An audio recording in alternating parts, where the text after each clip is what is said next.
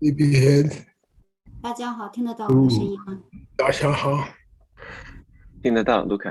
，Hi Aishan，谢 Hi 谢大家，Valentine，Hi Anna Ili，Hi 还是 Mr. 跟对一个 Marcel，Hi 打招呼。Stephen。Nick, I think Luca is here. You, I do you want um to set her I am up? updating she just got set as a translator. That's what I was Yay.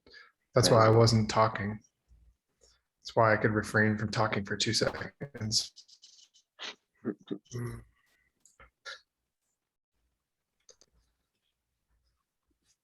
Oh, let me start recording. We're recording. Okay.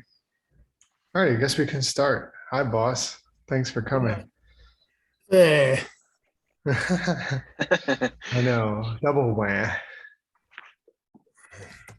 Well, thank you all so much for joining the 62nd episode of the Mixed Nuts Reading Club. If you're not a panelist, if you wouldn't mind turning off your video so that we have, just the panelists on the screen, because we're text screen share, so we'll all be small anyway. And I'm going to remind myself and everybody else, we're talking in English. Yes, I'll give you the right to record. I think I did already, but I'll try again. Please speak slowly. There's a lot of translators translating into 4 or 5 languages today. So yeah, please just try to speak at a good pace. I'm giving someone the power to record. Okay. And Christian, if you wouldn't mind turning off your video. Thank you. So I am really excited for this reading club. Thank you, Arena, for pushing us to do a reading club for the Russian and European time zones. We just got in a habit of doing it at 6 p.m. our time, and we should do more of these. And I think we totally can if you're interested. Just remind me more, and then we'll set this up and do it regularly because I think it's great. And there's a lot of interest in these regions of the world. So I'll do a quick introduction of those here, and then I'll start with the text that we're reading. What we do here is we get panelists together to discuss a section, a small section of one of the books that Geshe Michael has translated, or one of the Mixed Nuts has translated or is working on. And today our panelists are, starting from my left, Maria Kondratieva, who is a longtime DCI teacher, SCIM professor, and a student of the Dharma, founder of the Gold Club, which raises a ton of money for our input efforts. So thank you so much for joining us. I'm sure you have many other cool things that you do. Yeah. Stanley Chempoche, our esteemed, incredible translator, professor, teacher, director of innovation for Diamond Cutter Institute, and world traveler, assisting Geshe Michael in all of his endeavors about the Chinese speaking world, and has helped all of our organizations grow and reach immense numbers of people. So thank you so much for coming today, Stanley, and a great student who always asks tough questions. And then we have Hector and Stephen. Hector, Marcel, and Stephen, I have no idea what your last name is. I just realized. I probably do, but I forgot. You don't know? Okay, that's fine. One day. Two brilliant who run the Three Jewels in New York City. That's the Dharma Center where I started, and I got into this stuff. So I'm grateful that it's still going, and it's better than ever and beautiful. And Hector's an amazing teacher who's inspiring the hearts of many students around the world, especially in New York City, which is an important place because that's my hometown. And just really grateful to have you guys here. And thank you for doing the 3 jewels. Thank you for running it and keeping it strong and making it stronger than ever. And of course, last but not least, Geshe Michael Roach, the founder of all of our organizations and the head mixed nut translator. This is the Mixed Nut Reading Club.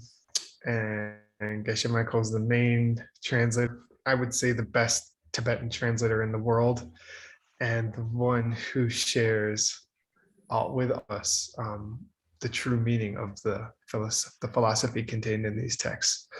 And we're really, really grateful to have you here, Geshe Michael. And today we've chosen a pretty hard subject. I hope you guys all did the reading, and we have some, hopefully Geshe Michael is going to clarify the meaning of some of this stuff. I have some special questions tailored just for you, Gen. So let's see how it goes.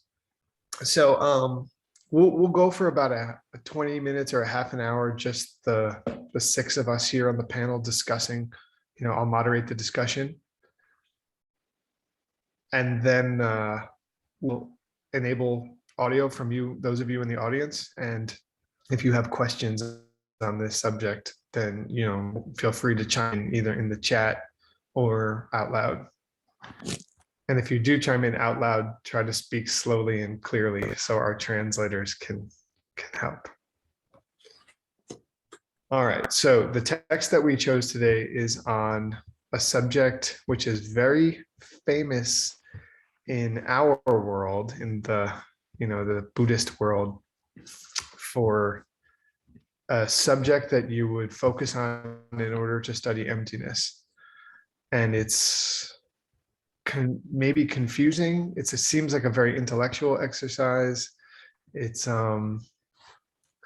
it's supposed to be the main seed and the main subject to study in order to understand emptiness, in order to be able to see emptiness directly.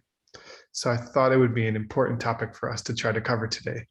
And with such great minds here, let's see what we come up with. So let's read a little bit together, and then we'll discuss and talk about some of how we can apply our understanding of this subject in our own lives, and how can this help us, and how could is it possible that we could get stuck if we're not thinking about it properly? Stanley, would you be so kind as to share the text on the screen? Okay, ready? Can you see? Yeah, perfect. Thank you so Make much. it bigger. I think that's good. Does that seem good for you guys? People have the Okay, power to slide the faces to the right on their screen too, if they need to see the words bigger. Okay. Maybe a little smaller so that we can see all the words. Yep. Okay. Perfect. Here. Yeah. Oh. Will you start reading, Stanley? Maybe.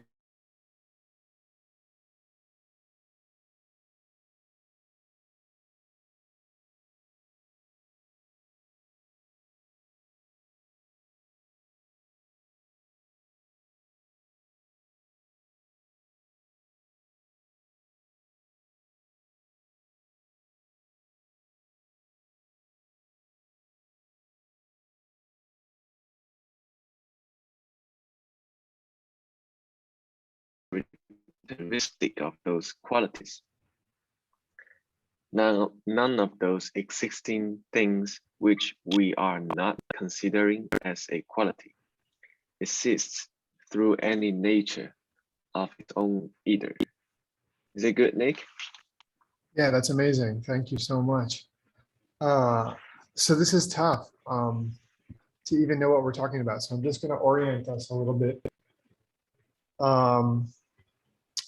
We're talking about Chi Jedrak, which Geshe Michael has the favor of translating as quality and characteristic. It seems that it could be translated other ways, but here we're talking about qualities, and we're using them as the basis for our discussion of the proof of dependence, that nothing can exist through its own nature because everything is dependent on something else. That's the heart of this. And they call it the king of reasoning, right, Michael? And first of all, I just want to put to you guys a question. Let's take it back a little bit. We go through life with some kind of problem that we are trying to weed out with Buddhist philosophy and practice. So we read in these books that like our problem is that we think things have a nature of their own. Do you ever notice that you think that like in your waking life as you go through life? Hector, I saw you thumbing up, so it seems that that may have happened to you. Would you like to share? It happens every waking moment in practice is a kind of resistance and resistance and things has become remembering that have a nature somehow my projections or let's say my projections or our conceptions right so it instantly appears that way all the time. But that's the practice. Is it really the sadness I feel, the anger I feel good or bad? Is it really out there as it appears? It appears to me, the appearance of me experiencing the world has a flavor of me, and the world of the world. And what these words have done and the explanation of these words and the trying to investigate, if nothing else, a very gap between reaction to the things didn't work out the way I wanted at 3 Joules. So that class didn't happen the way, and that gives me an opportunity to see that there might be more possibilities than my initial instinct. And then, to be honest, mostly in meditation that I can actually take a moment, expand it into like a half an hour, 20 minutes of looking at that moment and really digging in to say, is there any part of that forcing me to have an expression, or is it really my conceptions and labels, you know? Something after 25 years, I'm slow. Thank you for sharing. So what you're saying is that as you go through life, it appears things just appear a certain way based on habit, and little by little through study, you're able to at least create a gap between and not react. Yeah, I can relate with that. A little further, I'm now beginning to see those archetypes out there. Archetypes, for example, the archetype of a teacher or a partner or something has all these implications. Those implications, but more subtle implications. So as to place your attention on something, meditate, so you can do that. Place your attention on something, relationship with a partner. That you're not aware of unless you focus attention. And so my assumptions to this reality rather than being in the moment. And when you're in the moment and you actually sit, first of all, the mechanics that can turn into bliss, these creatures with 6 sense projection of the world that are walking around creating all these things, and it doesn't matter if it looks terrible, you can at least be fascinated that in relation to it somehow. And the complexity that brought about is extraordinary. If nothing else, you can get that. Anecdotes from your life, anything specific of a time where you felt that you could observe yourself thinking something had a nature of its own. I'm just trying to understand what it means for something to have, for us to think that something has a nature of its own, and why is that messing us up? And I think Hector gave us some good insight. I just want to, if anybody else wants to share, if not, we can move on. Cool. All right. a little bit. I was is that why people react differently when I say the same thing, and why don't they understand what I'm thinking? Because when I say something, like I have like a story, an image, a picture in my mind, I want to give it to them. So I choose some words, and the words have some specific meaning, right? And they are different from other words. That's why I choose some specific words. Like when I say public relationship, then choose this word, it's not right. Then I started thinking, what's right? What's the correct words that I should choose? Then I suddenly realized, God, when I use some word or every word, people always think differently than I thought. Then what's the meaning of the words? Like, what's the real meaning of words? I started to think, and then I realized that a lot of conflict happened through that. I have used some to show that quality to people, and it doesn't work all the time. So that get me to think just recently, then what do I do with my words? Do I even say anything? If I don't, what am I doing here right now with all of the beautiful panelists? but what if I want to really convey the picture, then without causing conflict, then how should I really understand words? So that's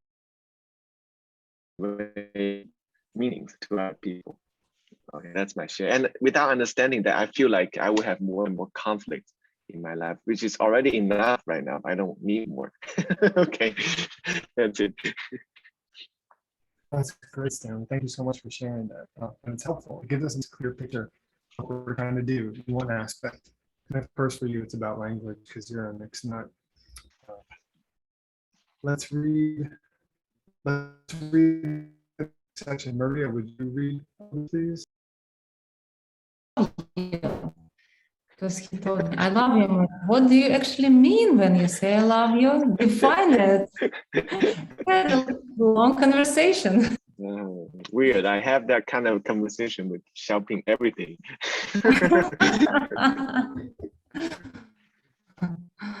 Okay.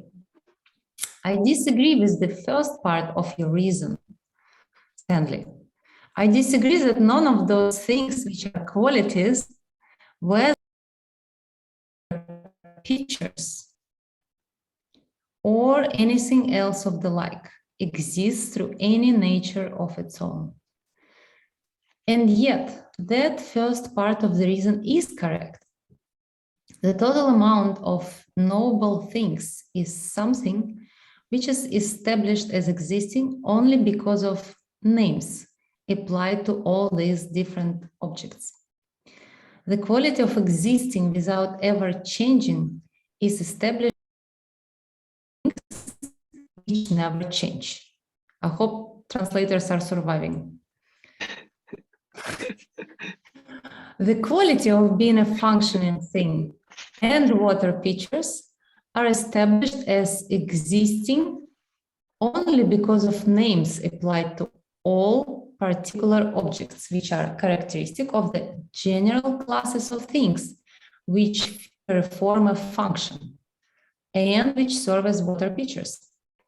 In fact, there is no example in the universe of a general quality which is divorced from the group of objects which are characteristic of that quality. Okay. Translation program term, which is starting on November 30th. And I will pitch it to you at the end of this program. But I just have a question I'll ask you.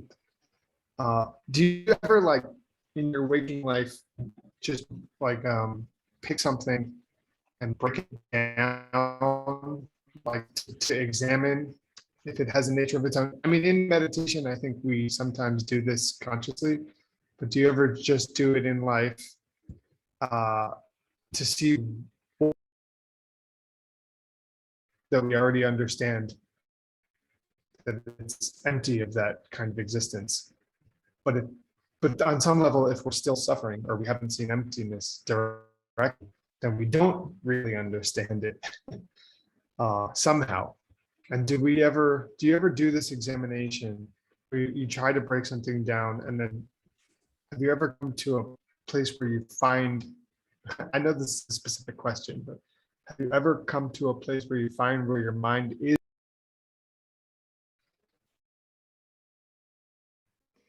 Well, I can share my experience. So first of all, thank you for inviting me. This is a big honor. It's my first reading club. Thank you so much. I also invited many of my Russian-speaking friends with me as a support. And one thing is that the hardest thing for me, which is really hard to see emptiness of one specific object, really, that's the hardest. And that's my husband. I don't know why, but somehow to see an emptiness of a person who is the closest to something, I really spend, I don't know, maybe just 1-2 minutes of thinking and trying to break apart all these parts of a T or something, like where is that exactly? Like, how do I know that this is T? And I'm trying to break into parts and find it. And why do I see it as tea and not a nectar of deathlessness or something? Somehow with food, like if you try to find it, go into atoms or any parts, or like you cannot find it. And then what I do, I'm like dissolving. I cannot find that any part that is self-existent. And then I'm like, okay, so probably it is a label coming from my mind. Then I'm like, well, can I actually change that label? Can I like try to decide it's something different? That's my usual exercise, which I have a lot of questions, obviously. But I would like to hear a little bit more explanation of this, what they call general quality here and characteristic. I would really like to hear more from you guys, experienced translators. Can you please explain a little bit more about this, what we just read? Yeah, perfect segue to what I was just going to. I was going to say a few words on that and then ask a question to Geshe Michael.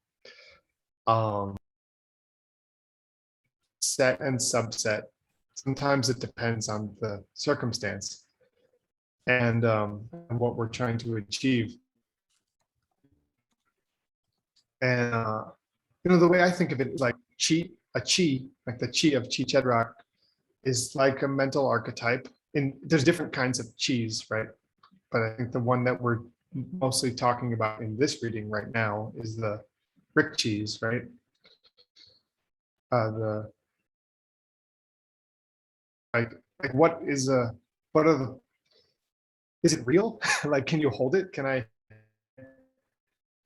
I have a chi of my car, a mental archetype of my car, and I want to lend my car to Hector, do I give him my chi? Do I lend him my mental archetype? I'm like, oh, here you go. And if I do, like, what exactly am I giving him?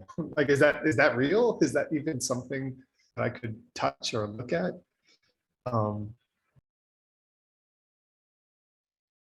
Because we're also proving that thing that I just talked about that we can't point to, and we don't know exactly what it is.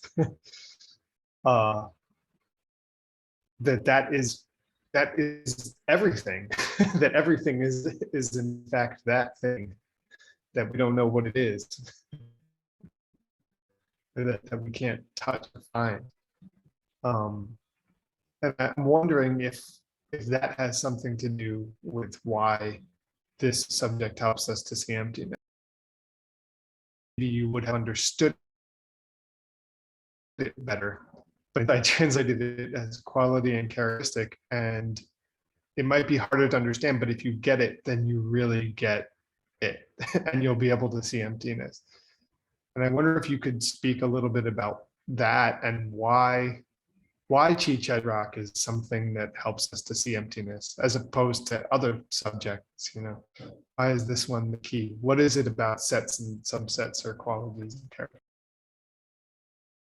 Models, which are called advanced levels. And the first one we are filming right now, and it's called Problem Solving Masterpieces, which means can you solve your problems and not just solve them, but turn them into masterpieces, like something very, very beautiful. And that whole manual is based for emptiness in this book. And I think this book, which is called Emptiness Meditations, it will be the basis of all the advanced levels, 12 years. This book will be the basis because 38 proofs of emptiness inside, 23 correct and 15 subtly incorrect, dependent origination. And so I think you have to go there. He says here, I'm going to teach you the uncommon version, but in the reading, we didn't hear the common version, which came in the page before. And just the common version blows my mind, you know, and the common version of dependence is that if a thing has parts, things, ideas, concepts, every mental thing you can dream of, he proves that they all have parts. Even emptiness has parts. And then it's very simple. He says anything that has parts is empty. And then we say, why? And he says, if it has parts, somebody's putting the parts together. So somebody made that decision. And that's you. That's your karmic seeds. And maybe if you had different seeds, you would see these two things as one thing. So if a thing has parts, somebody's gluing it together. And each human being is gluing together things. He says, that's the easy one. And then he says, do you want the hard one? And we're like, yeah, give us the hard one. And then he says, Chi Jedrak. He says, Chi Jedrak. That's the uncommon. That's the deeper version of dependence. And then we say, what do you mean? And the question Nick asked me, Chi Jedrak can mean of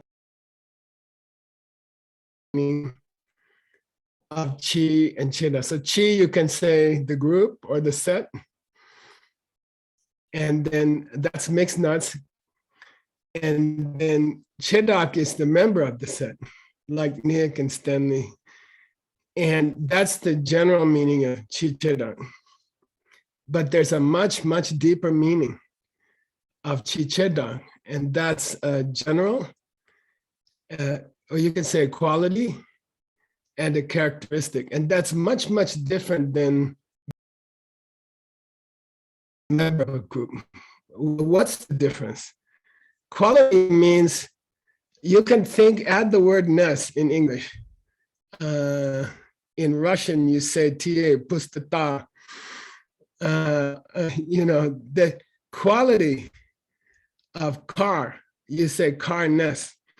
Okay, the quality of being a car, quality is car-ness. So it'll have ness on it.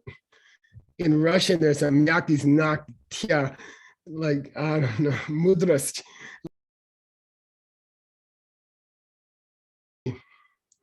Cars. If I say car-ness, That's the more difficult meaning of chi, okay?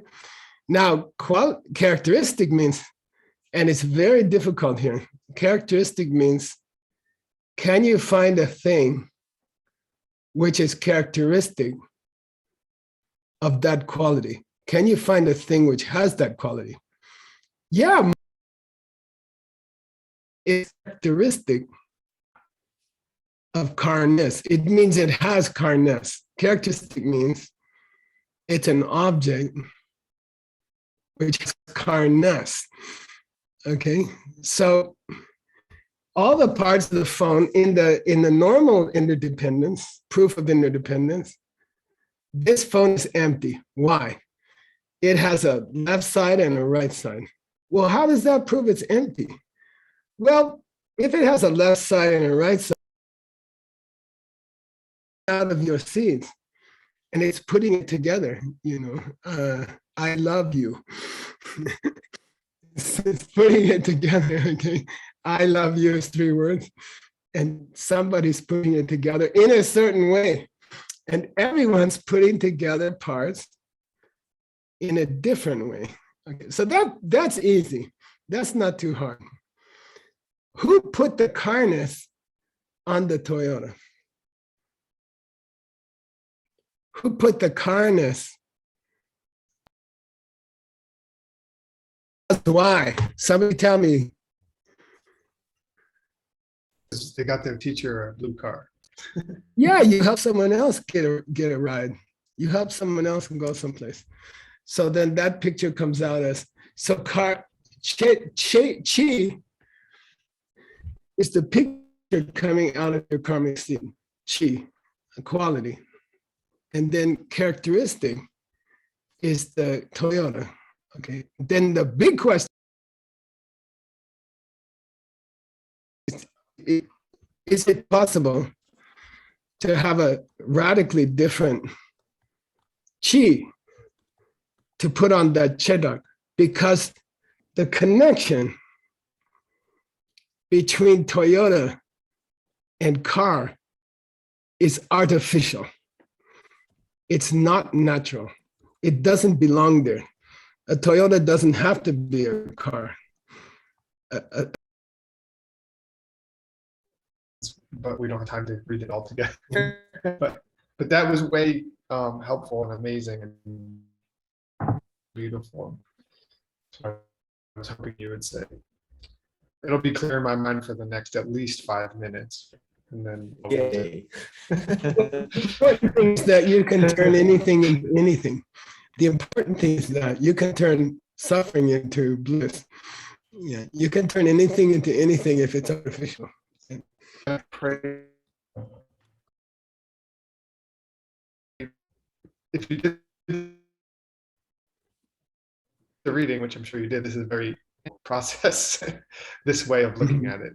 And I just wonder if you're in your own practice, you found that there's sort of pitfalls where you could mistake this roadmap for where you're trying to go. Like, sometimes you find people who want to show how smart they are or something, like, I just wonder if you've ever. Oh, okay. First off, just want to say thanks for inviting me here. It's really cool. I feel like I just got to tag along with this guy. Back without him.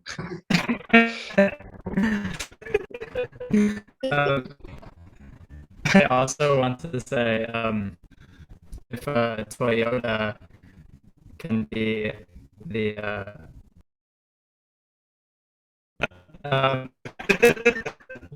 or a Tesla still.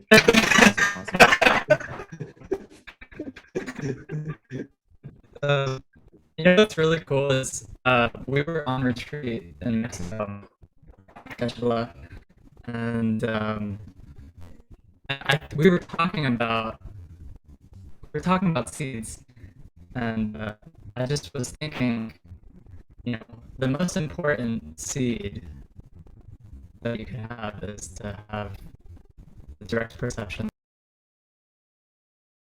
especially because it's seed, right? Like, what can we do? Like, it seems like, what can we be studying or practicing? And he actually recommended me to study Chi Jedrak.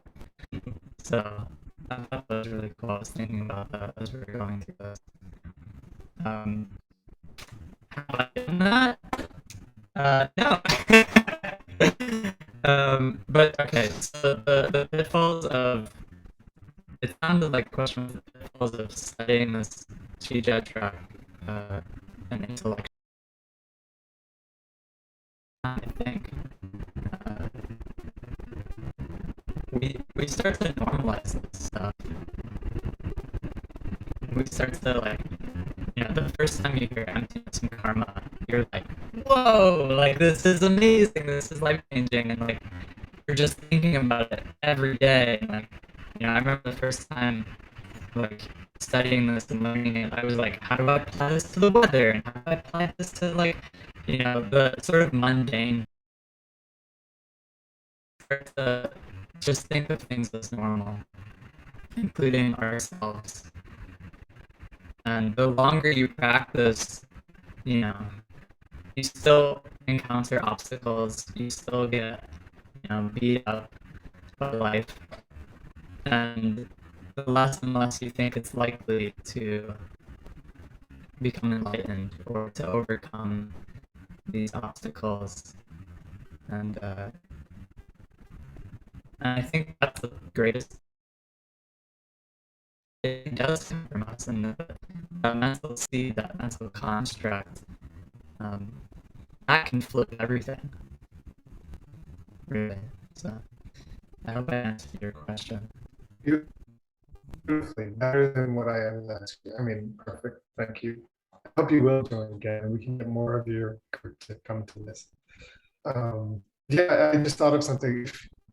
If you're getting mad at someone else because they're not seeing that things are coming from them, then you're probably missing the point. Something that you want to ask, or raise your hand and I'll unmute you. Well, here we go. This says it's a question for Geshe Michael specifically. Thank you for your teaching. Which seeds make us project the existence of emptiness? How did we plant that? Not the existence of someone explaining us emptiness, but the fact of emptiness itself.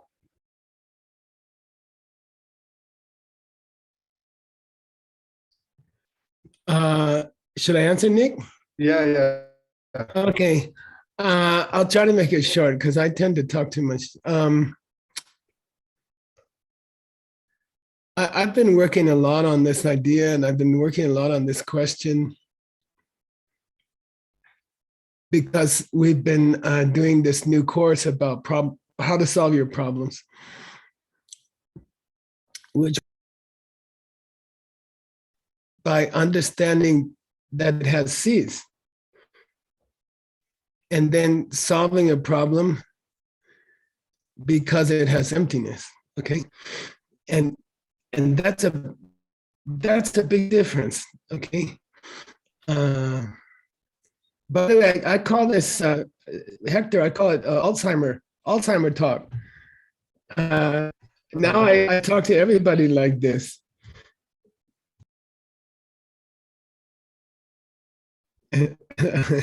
Okay, then I start to talk to my wife like that. Hi, what's for breakfast? So anyway, so we're talking about you can solve a problem with seeds, or you can solve a problem with emptiness. So what's the difference? And I like to say the two husbands in the kitchen.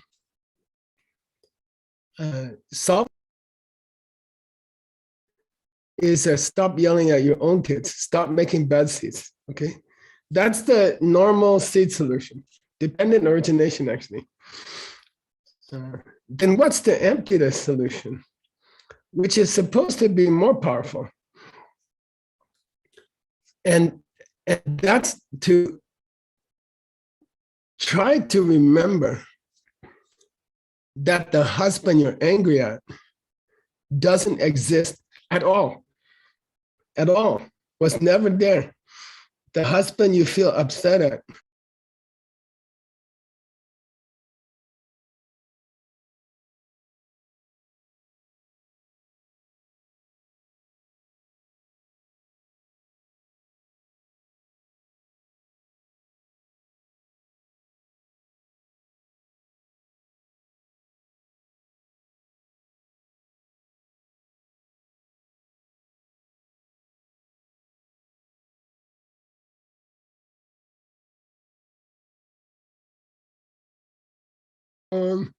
she finally decides he has a girlfriend.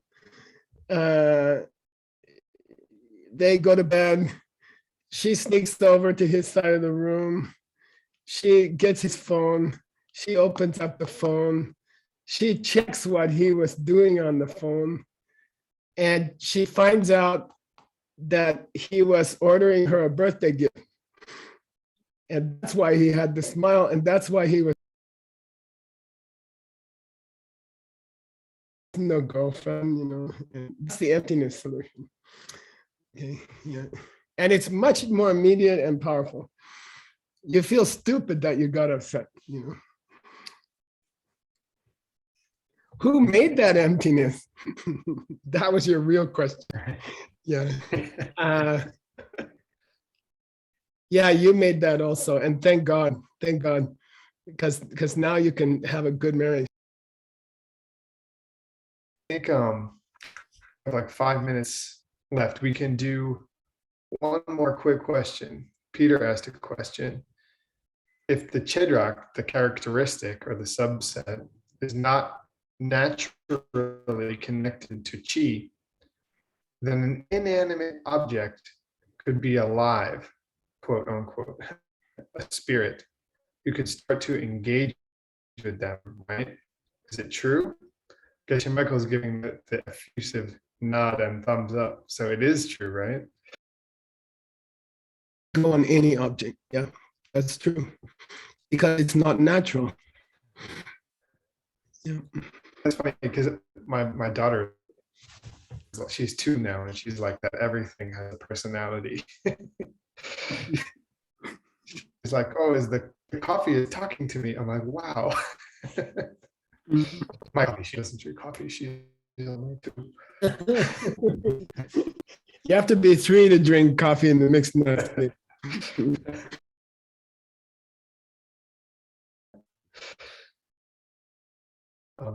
Anyway, thanks for the great question, Peter. I'm gonna wrap up now.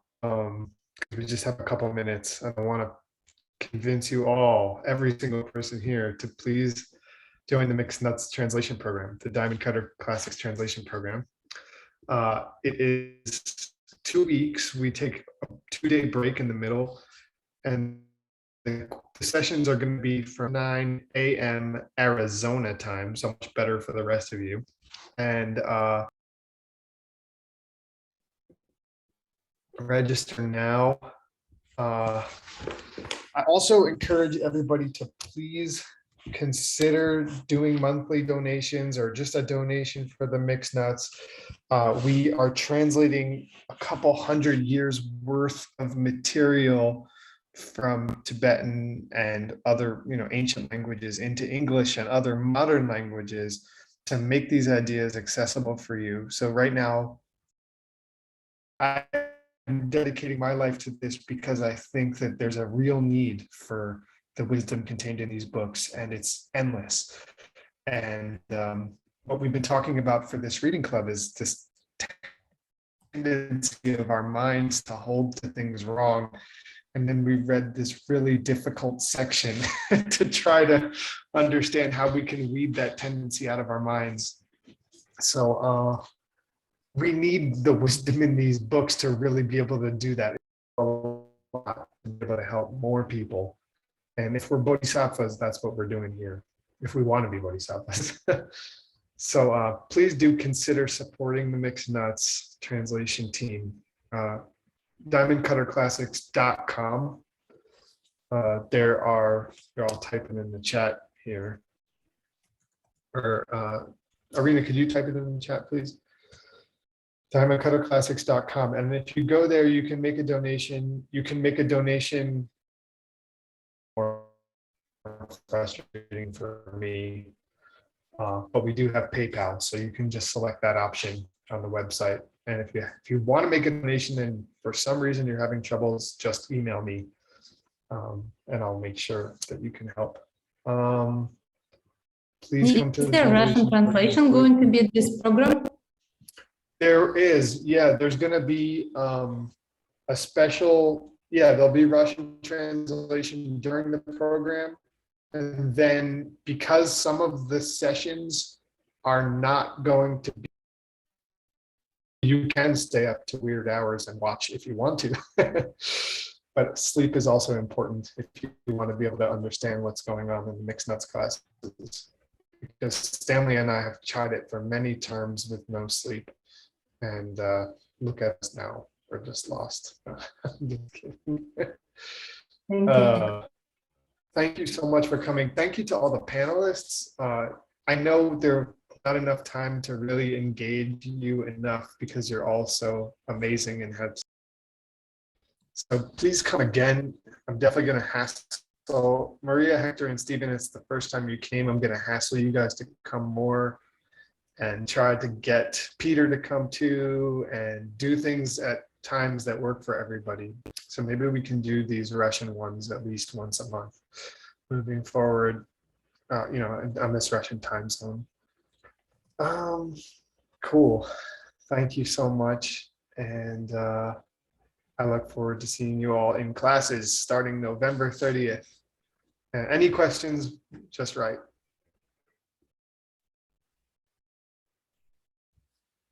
Adios. Thank you, everyone. And Geshe-la, thank you for igniting this in all these minds of ours. Thank you, Nick, for holding it together. Blessings. Thank you, Gish and Michael. We're so grateful for you coming to this one. We're going to keep asking for you to come again and again. Okay. Have a great day or night, everybody. See you later. Thank you.